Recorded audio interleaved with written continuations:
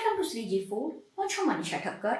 આજે આપણે ઉત્તરાયણ માટે સ્પેશિયલ તલ સાંકળી બનાવીશું. તો ચાલો આને બનાવવાનું શરૂ કરીએ. તલ સાંકળી બનાવવા માટે કોઈ પણ એક વાટકીનું કે કપનું માપ લેવાનું અને તલને પહેલા ચાળીને પછી સાફ કરી લેવાના.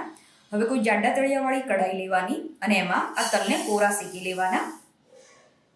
જ્યારે પણ તલની ચીક્કી કે તલ સાંકળી બનાવો ત્યારે તલને શેકીને જ ઉપયોગમાં લેવાના.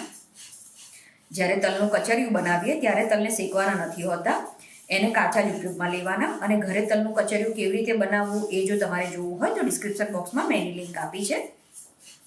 આટલા તલને શેકાતા લગભગ 5 થી 6 મિનિટ જેવો સમય લાગશે. 5 થી 6 મિનિટ પછી હવે આ તલ સરસ રીતે શેકાઈ ગયા છે. તલને એક થાળીમાં કાઢી લેવાના છે. હવે આ જ કઢાઈમાં 3 ચમચી જેટલું ચોખ્ખું ઘી ઉમેરવાનું. આની સાથે જ જે થાળીમાં કે મોલ્ડમાં તલ સાંકળીને સેટ કરવાની હોય એમાં પણ થોડું ઘી લગાવી દેવાનું. ઘી થોડું ઓગળે એટલે જેટલા તલ લીધા છે એટલો જ આમાં ગોળનો ભૂકો ઉમેરવાનો.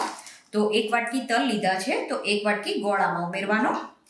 વધારે ક્વોન્ટિટીમાં બનાવતા હોય તો તમે તપેલીનું માપ પણ લઈ શકો છો.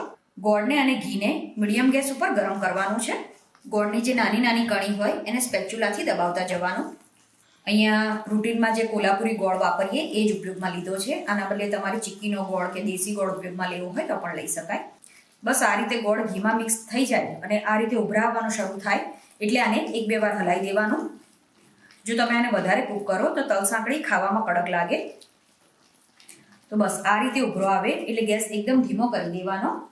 જે તલ શેકીને રાખ્યા છે એ આમાં ઉમેરી દેવાના. ધીમા ગેસ ઉપર જ આને મિક્સ કરવાનું છે.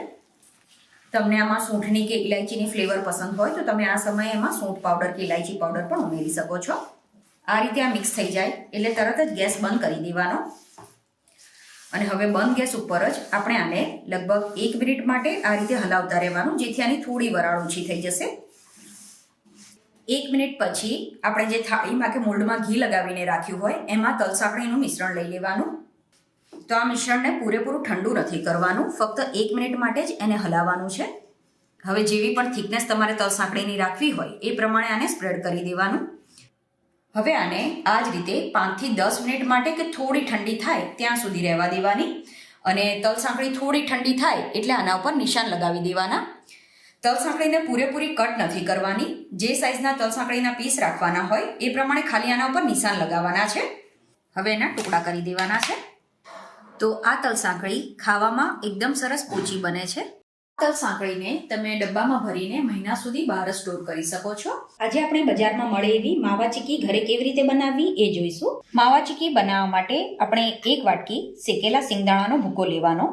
સિંગદાણાને ધીમા ગેસ ઉપર સરસ રીતે શેકી લેવાના અને પછી એને છોલીને ચીલી કટરમાં કે ચોપરમાં આ રીતે અધકચરા વાટી લેવાના છે.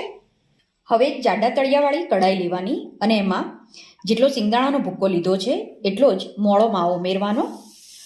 મોળા માવાને હાથથી મસળીને તો પછી છીણીને ઉપયોગમાં લેવાનો. આની સાથે જ 1/4 વાટકી જેટલી ખાંડ લેવાની છે. ખાંડ તમારે 1 વાટકી લેવી હોય તો પણ લઈ શકો છો. Gas medium two high flame પર કરી દેવાનો અને માવાને અને ખાંડને સરસ રીતે કૂક કરવાનું છે. ખાંડ કડક ના થઈ જાય એ માટે આ સમયમાં 1 ચમચી પાણી ઉમેરી દેવાનું.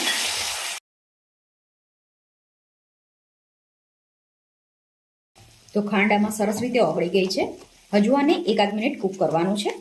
થોડી વાર પછી તમે જોશો તો ખાંડ અને માવાનું મિશ્રણ આ રીતે ફૂલવા લાગશે. તો બધું મિશ્રણ આ રીતે લાઇટ બ્રાઉન કલરનું થઈ જાય અને સરસ રીતે ફૂલી જાય એટલે ગેસ ધીમો કરી દેવાનો. હવે જે શેકેલા સિંગદાણાનો ભૂક્કો છે એ આમાં ઉમેરી દેવાનો છે અને ધીમા ગેસ ઉપર જ આને સરસ રીતે મિક્સ કરવાનું. આ રીતે આ મિક્સ થઈ જાય એટલે આમાં 1/2 થી 1 ચમચી જેટલું ચોખ્ખું ઘી ઉમેરવાનું. ગેસ ચાલુ કરવાની જરૂર નથી, બંધ ગેસ ઉપર જ આને સરસ રીતે મિક્સ કરી દેવાનું છે. આ ચીક્કી એકદમ સરસ ટેસ્ટી અને ખાવામાં પણ સરસ પોચી બને છે. તો ઘરમાં નાના બાળકો હોય કે બા દાદા હોય તો એ લોકો પણ આ ચીક્કી ખાઈ શકશે. હવે આને એક મોલ્ડમાં લઈ લેવાનું. તો જે પણ થાળીમાં કે મોલ્ડમાં તમારે આ ચીક્કીને સેટ કરવાની હોય એમાં પહેલાં થોડું ઘી લગાવી દેવાનું. પછી આ ચીક્કીનું મિશ્રણ વાટકીથી કે સ્પેચ્યુલાની મદદથી સ્પ્રેડ કરી દેવાનું છે. આ રીતે ચીક્કીને થોડી ઠંડી થાય ત્યાં સુધી રહેવા દેવાની અને પછી આના ઉપર નિશાન લગાવી દેવાના.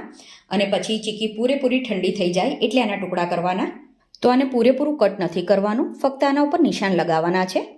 તો જે પણ સાઇઝના ચીક્કીના પીસ રાખવા હોય એ પ્રમાણે નિશાન લગાવી દેવાના.